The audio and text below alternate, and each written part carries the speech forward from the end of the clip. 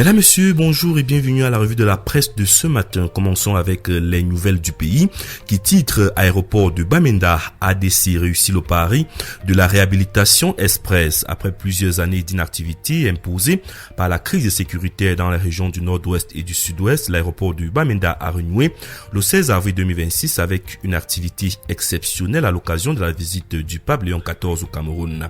Un événement historique qui a conduit l'aéroport du Cameroun à engager une vaste opération de réhabilitation de cette infrastructure aéroportuaire fermée à l'exploitation depuis 2020.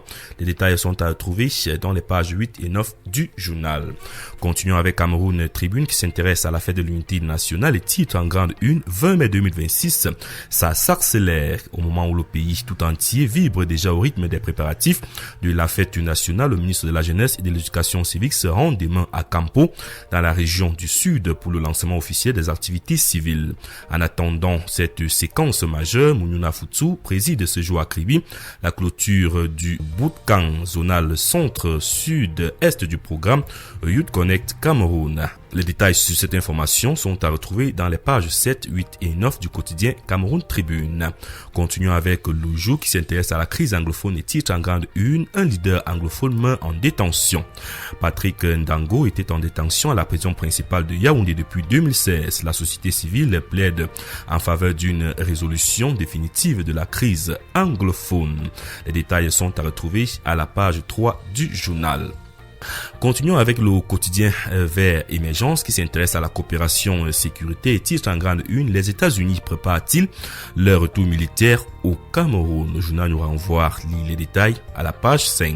Le journal Le Messager s'intéresse ce matin à l'importation du maïs et titre « Les épis charançonnés de Mbaïrobé ». Alors que les agriculteurs n'arrivent pas à vendre leur récolte, le ministre de l'Agriculture et du Développement rural a signé des permis d'importation pour plus de 100 000 tonnes de maïs. Un acte qui saccage des années de politique d'import-substitution vantée par le pouvoir de Yaoundé. Les détails à retrouver à la page 4. Le journal des fiches actuelles s'intéresse plutôt ce matin à l'incitation à l'investissement et titre « L'API vulgarise l'ordonnance de 2025 pour attirer 7 000 milliards de francs CFA ». L'agence de promotion des investissements a tenu le 8 mai 2026 à Yaoundé, le premier d'une série d'ateliers de vulgarisation de l'ordonnance du 18 juillet 2025 fixant les incitations à l'investissement au Cameroun. Le texte remplace la loi de 2013 dont les insuffisances avaient fini par freiner l'investissement productif. Les détails à retrouver dans les pages 2 et 3.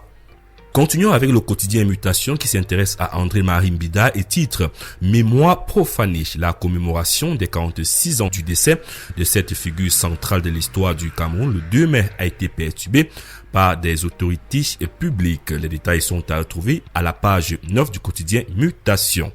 Le journal indépendant s'intéresse au scandale foncier d'Olembe. Balayant d'un revers de la main les décisions de la Cour suprême donnant gain de cause à la famille Mbeng Raphaël et consort, le ministre des Domaines, du Cadastre et des Affaires foncières, Henri Hébert Haïssi, a modifié et complété l'arrêté du 7 janvier 2016 constatant la nullité d'ordre public du titre foncier numéro 2305/Fundi et ses morcellements subséquents. À travers cette fois un arrêté du 30 avril 2026, la parcelle de terrain d'une superficie de 57 hectares au lieu dit Olembe Yaoundé a défalqué du dit titre foncier, réintègre le domaine national et pourra faire l'objet d'une nouvelle immatriculation au profit des véritables détenteurs des droits réels. À la manœuvre, Serge Eyébé et Eyébé Henri alias Jojo, deux fils du patron du MINCAF, tirent les ficelles dans l'ombre. Les détails sont à retrouver dans les pages 2 et 3 du journal. Continuons avec le quotidien L'Info à chaud qui s'intéresse au 13 novembre 2012, pose de la première pierre, 13 mai 2026, inauguration. Le peuple célèbre enfin la maison du football. Le journal nous renvoie les détails à la page 12. Continuons avec l'Aigle du Sahel qui s'intéresse à Alioum Nunjingan Amadou, un célèbre bâtisseur célébré par la ville du Garoua. Ce dernier redonne un souffle neuf à l'école privée protestante de Yewa. Les détails sont à retrouver dans le journal L'Aigle du Sahel.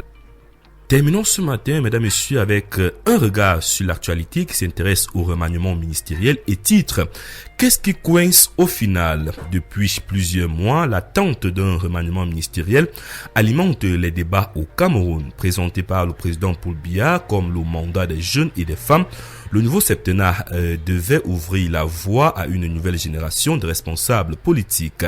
Malgré les annonces répétées lors des discours officiels, notamment ceux du 31 décembre et du 10 février, aucun changement majeur n'a encore été enregistré au sein du gouvernement en place depuis janvier 2019. À l'approche de la fête nationale du 20 mai, les interrogations se multiplient. Pourquoi ce silence prolongé? Entre prudence politique, calcul stratégique et attente populaire grandissante, le remaniement tarde toujours à se concrétiser. Le journal nous renvoie, lire les détails à la page 4.